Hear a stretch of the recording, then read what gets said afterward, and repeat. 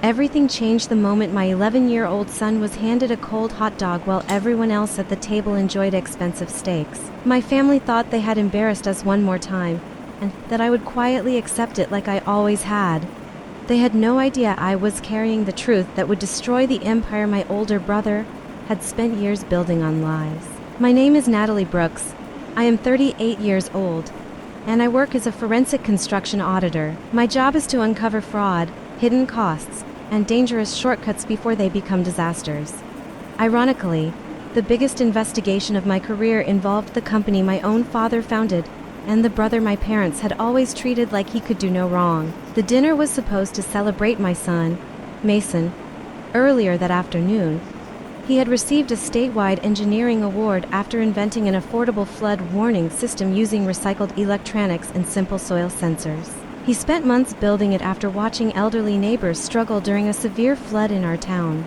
While other kids played outside, Mason stayed inside testing wires, sensors, and tiny alarms until he created something that could actually save lives. I could already tell my brother, Derek, hated the attention Mason was receiving. His own children had entered the same competition with an expensive project built mostly by adults, but they had only received participation certificates.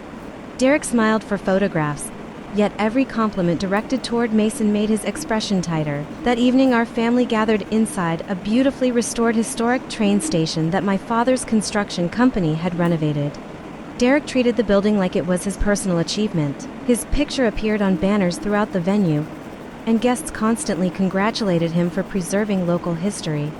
What none of them knew was that I had spent for months quietly investigating that very project after insurance companies questioned several suspicious expenses. When everyone sat down, elegant meals were served around the table. My parents enjoyed fresh seafood. Derek and his wife ordered premium steaks. His children excitedly discussed desserts before they had even finished eating. Mason sat patiently waiting for his plate. Then Derek stopped the waiter. He casually announced that no meal had been ordered for my son. A few minutes later, an employee returned carrying nothing more than a cheap hot dog wrapped in paper. My mother barely looked up before blaming me, saying I should have packed food because children could be picky. My father stared silently at his plate, refusing to challenge anyone. Mason quietly slid his award certificate beneath his chair so it would not get stained. Then he whispered that he was not really hungry. That simple sentence broke something inside me. I already knew Derek had spent years humiliating me. I could tolerate that. But watching him deliberately embarrass my child on the very day he achieved something extraordinary was different. I simply smiled and said that I understood. Derek mistook my calm voice for weakness. He had no idea that beneath my chair rested a blue folder containing hundreds of pages of evidence proving he had stolen nearly $1 million from the family business. Originally, I planned to present everything privately after dinner. I wanted to protect our employees and avoid a public scandal. The hot dog changed my mind. When the waiter returned, I stood up, thanked everyone for attending, and announced there was one final presentation before dessert. The room immediately fell silent. At that exact moment, 3 members of our company board walked into the dining room alongside an outside compliance attorney carrying a locked case of documents. The smile disappeared from Derek's face. I began by asking everyone to applaud Mason for winning the engineering award. Slowly, people stood and clapped. For the first time that evening, my son received the recognition he deserved. Then I opened the blue folder. The first document showed that the company had paid more than $18,000 for the dinner, including luxury meals for every guest.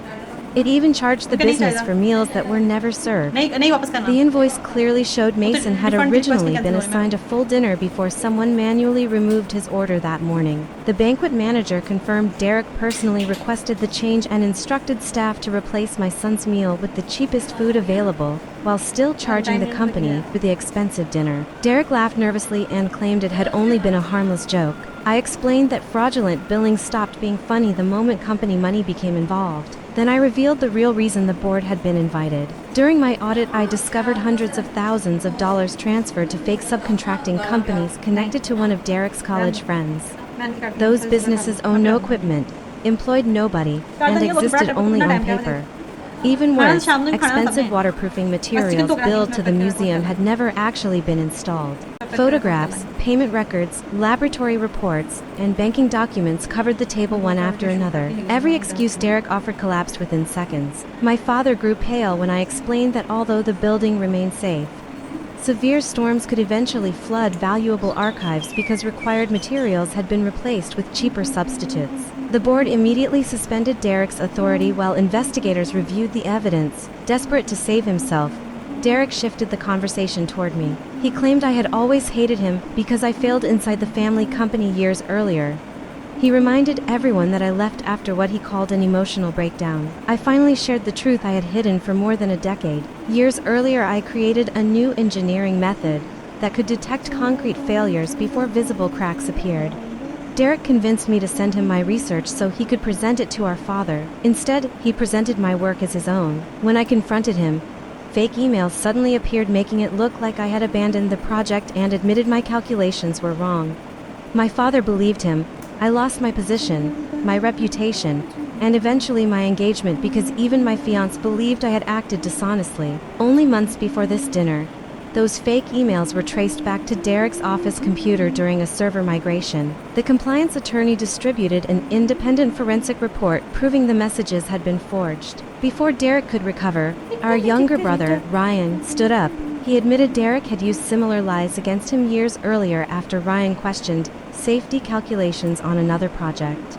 Derek secretly destroyed his credibility, stole his promotion, and convinced each of us that the other could not be trusted. For years he kept our family divided because divided people never compared stories. Our mother finally looked at Derek differently. She asked if he had truly destroyed my career and my engagement simply to advance his own. He never denied it. Instead, he argued that everything created inside a family business belonged to whoever benefited the company most. Those words shattered whatever trust remained. My mother quietly removed the company pin she had proudly worn for decades and placed it beside his plate. For the first time in his life, Derek realized even she could no longer defend him. Just then, Mason gently squeezed my hand before speaking. He calmly looked at his uncle and said that my mom did not steal your success.